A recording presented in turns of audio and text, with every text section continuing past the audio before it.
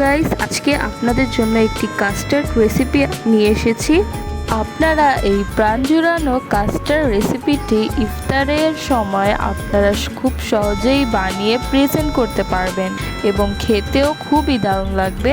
তো এখানে আমি একটি আম কুচি কুচি করে নিব।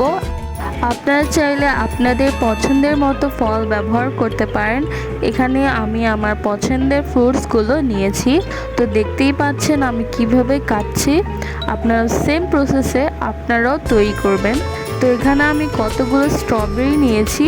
তো স্ট্রবেরিগুলো উপরের অংশগুলো আমি ফেলে দিচ্ছি। এখন আমি গোল গোল করে আমি যেভাবে দেখাচ্ছি আপনারা সেম প্রসেসে ওইভাবেই কেটে নেবেন। তো সবগুলো আমি সুন্দর করে গোল গোল শেপে তৈরি করে নিচ্ছি। তো দেখতেই পাচ্ছেন আপনারা নিজেদের ইচ্ছে অনুযায়ী শেপ দিতে পারেন। তো এখানে আমি গোল গোল শেপ দিয়েছি। তো আমি এখানে একটি তরমুজ কেটে একটি তরমুজের টুকরো নিয়েছি। তো এটাও ভালো করে কুচি কুচি করে স্লাইস করে নিব। আপনারা দেখতেই পাচ্ছেন আমি কিভাবে প্রসেস করছি। তো এখানে আমি একটি আপেলও ব্যবহার করছি। তো আপনারা একটু খেয়াল করবেন আমি কিভাবে আপেলগুলো স্লাইস করছি, ঠিক আপনারাও এভাবেই স্লাইস করবেন। আমি আপেলগুলো একদম পাতলা পাতলা করে স্লাইস করছি। আপনারা দেখতেই পাচ্ছেন আমি কিভাবে স্লাইস করেছি। তো এখানে আমি একটি বেদানা নিয়েছি। এটা তো আর কেটে দেখার কোনো দরকার নেই, আপনারা জাস্ট বেদানার দানাগুলো বের করে নেবেন তাহলেই হবে। তো দেখেন আমাদের সবগুলো ফ্রুটস কাটা শেষ। আমি এখানে খেজুরও ইউজ করেছি, ওটা দেখাইনি। তো দেখতেই পাচ্ছেন সবগুলো ফল তৈরি। তো কাস্টার্ডটা তৈরি করার জন্য মেন ইনগ্রেডিয়েন্ট আমি এখন তৈরি করব। তো এখানে আমি প্রায় 3 চামচের মতো গুঁড়ো দুধ ইউজ করেছি এবং 2 চামচের মতো কাস্টার্ড পাউডার ব্যবহার করেছি। আর এখানে প্রায় 2 চামচের মতো আমি চিনি ইউজ করেছি। তো অল্প পরিমাণে আমি এখানে কাস্টার্ড গুলিয়ে রেখেছিলাম, তাও এর মধ্যে দিয়ে দিলাম। এখন ভালোভাবে সবগুলো উপকরণ ভালো করে মিশাতে হবে। তো এখানে মেশানো শেষ।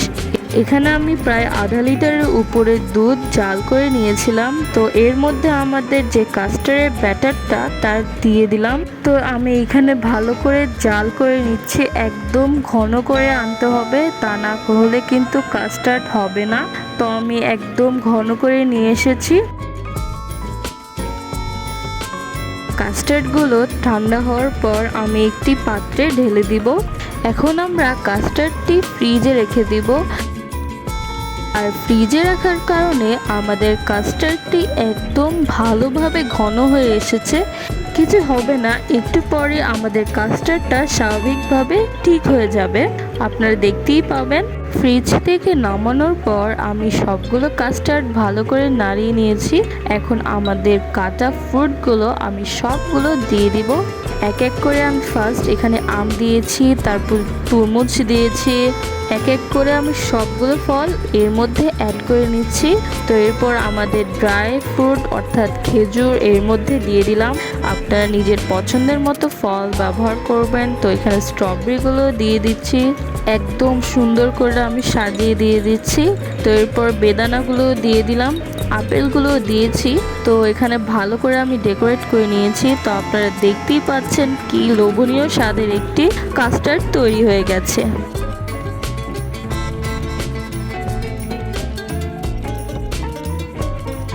বাট গাইস, এখানে কিন্তু শেষ নেই, আমাদের আরেকটু প্রসেস করা বাকি আছে। এখানে আমি একটি আইসক্রিম ব্যবহার করব। আমাদের আশেপাশের দোকানে যে 20 টাকা করে যে আইসক্রিমগুলো পাওয়া যায় সেগুলো ইউজ করব, তাতে এর স্বাদ আরও দ্বিগুণ বেড়ে যাবে। আপনারা খুব সহজেই আশেপাশের দোকানে এই আইসক্রিমটি পেয়ে যাবেন। দাম 20 টাকা নেবে।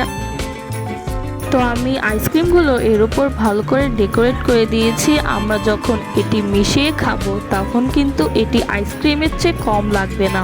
এটা আমাদের প্রাণ ও মন খুবই জুড়িয়ে দিবে।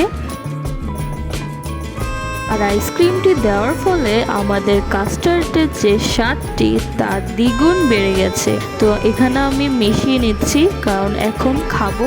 তো আশা করি আপনাদের ভিডিওটা ভালো লেগেছে।